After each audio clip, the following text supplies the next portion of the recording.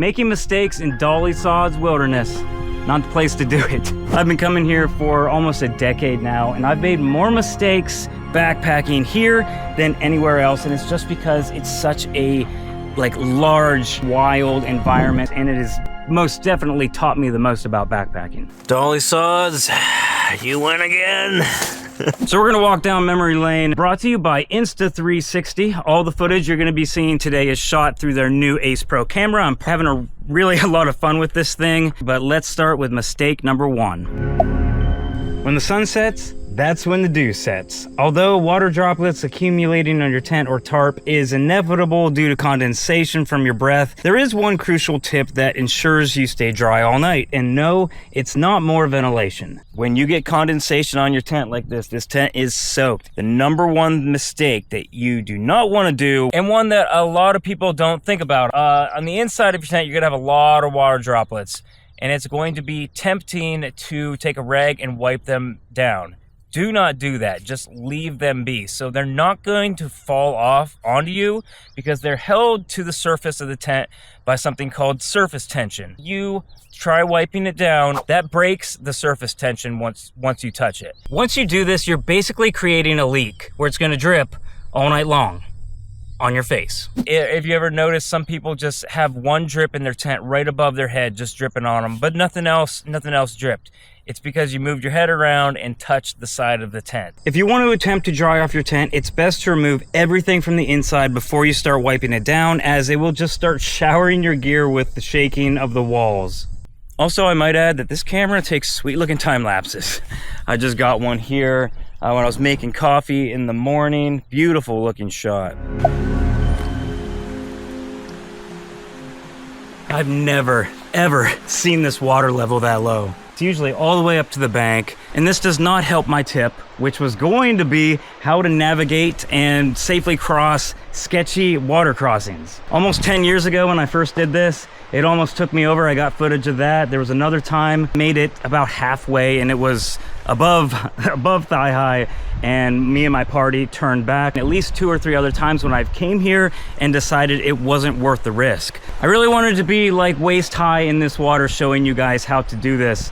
Also, not only is this normally deep, it's always really fast moving. One thing I've learned is that if the water looks fast, it's going to feel much faster, which means if it's any higher than your shins, it's probably going to be a really strong current. All right, so what you're going to want to do is, if you're in a group, link up with the strong people on the outside. If the streams are really bad, I've seen people hold arms in a circle and go across like that. If you're alone, that's where it's really sketchy. And if you carry trekking poles for nothing else other than water crossings, you should carry trekking poles. What you're gonna wanna do, the water is running this way, so you want to turn your body to face upstream, but you're going to want to lean into the current and use these trekking poles in front of you to kind of lean on. I think it's kind of like rock climbing, where you want like 3 points of contact at all times on the ground. A lot of people have the urge to take off their shoes and do it barefoot. That can be really slippery. You can slice your foot open. I don't really recommend it. Also, like, water crossing shoes are pretty good.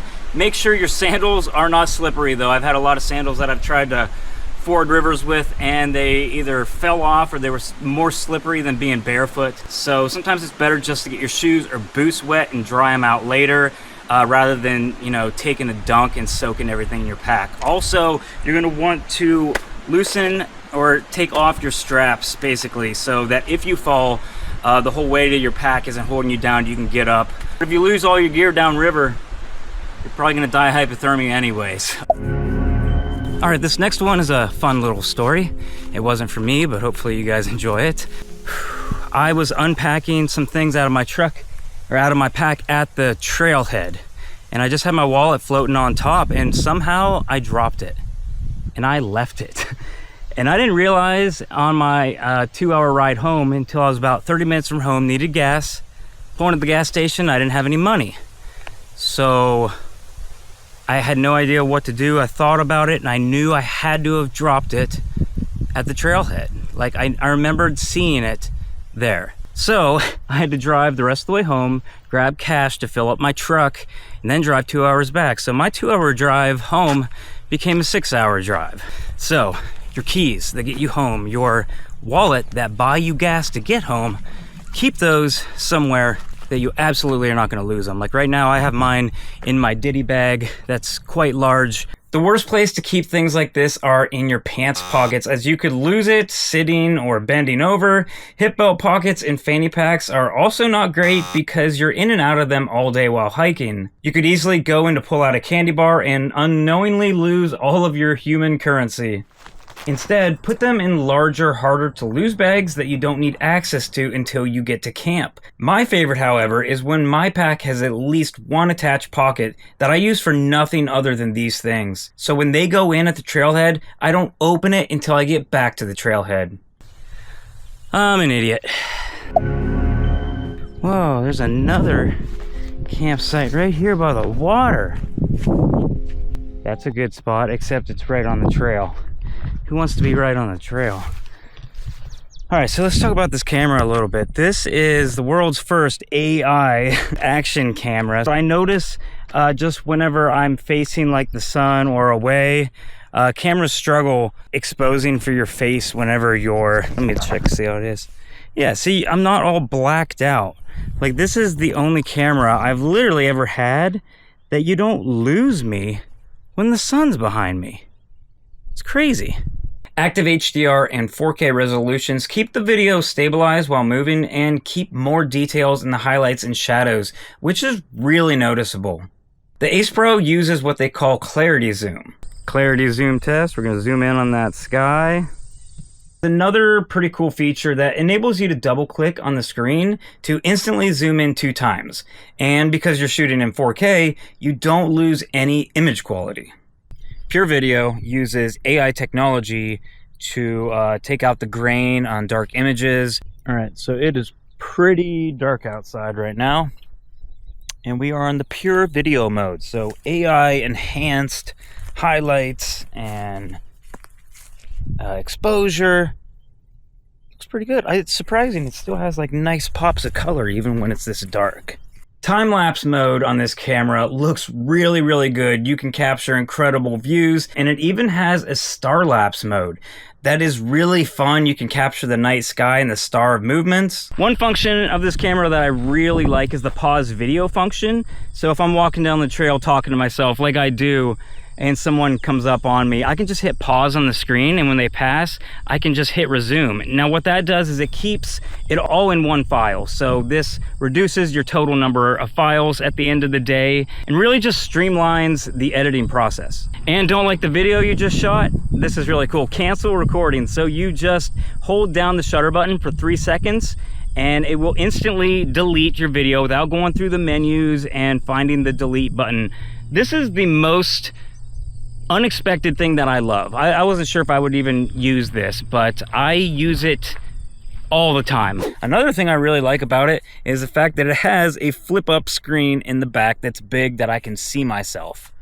That is awesome. The 2.4-inch flip-up screen combined with the multi-mount tripod is a really good vlogging combo, especially combined with the quick-release magnetic mount. The multi-mount tripod is a must-have accessory, I think, if you're going to buy this camera. It converts from a multi-length selfie stick to a tripod in seconds. One of the coolest little tripods that I've ever used, really, really lightweight, and the coolest configuration, in my opinion, is Mantis mode. So you can hang it on just about anything and get way more creative with your shooting. The fast charge hub charges 3 batteries at a time, so no need to worry about battery life on a trip anymore. Now, I've barely touched on the features of this camera, so you really just need to check into it for yourself. So I'm going to put a link down below in the video description, and go check this thing out for yourself. So using the link down below is going to get you a free gift. It's going to give you a screen protector with it. And the Ace Pro will be 22% off starting today during their end of season sale. Now back to discussing how much of an idiot I am. That is Lion's Head. And it took me a little bit to find the connector trail. I thought it was going to be really easy, but there's only one way to get through there. That brings me to another point, just how easy it is to get lost out here. I got lost out here really bad one time. It was scary. Well, maybe not really bad, but enough that I ran out of daylight, had to set up my tent in the brush, didn't sleep for more than 3 hours due to fear of worst case scenarios. This mistake can be avoidable. I could not get signal. I couldn't figure out where I was. I basically walked like a mile or two on a deer trail, and when it came time to backtrack, not 10 feet after turning around, I completely couldn't find the way I came in. Download offline maps to use with GPS. Apps like Onyx, AllTrails, and Gaia require subscriptions but are well worth the money to ensure that this will not happen to you, unless your phone dies. Download maps, don't be stupid like me. Even if you bring a map or paper maps and a compass, I mean, that's good if you know how to use them. A lot of people don't. We all have phones on us. Just go the easy way. Just be safe, especially out here, because you could totally die out here. That's not funny. I almost died. Keep your rain jacket on the outside of your pack so that if it rains, you don't even have to do anything. Just pull it out of the back pocket and you're good to go. On the same note, keep everything that needs to stay dry inside your pack. For things like phones and electronics that you may want to use while hiking, have dry bags or Ziploc bags in easily accessible pockets for waterproofing on the go. In the outer pocket of my pack, I only have like tent stakes, water filters, stuff that their performance doesn't hinder if it gets wet. Remember, it is imperative that when you get in bad situations, you slow down and really think about them, and check out the Ace Pro down below. I'm just kidding, but seriously, links down below to that. Go check it out. I hope we all learned something here today, and that's gonna do it. So once again, thank you guys for watching, and I'll see you on the next one.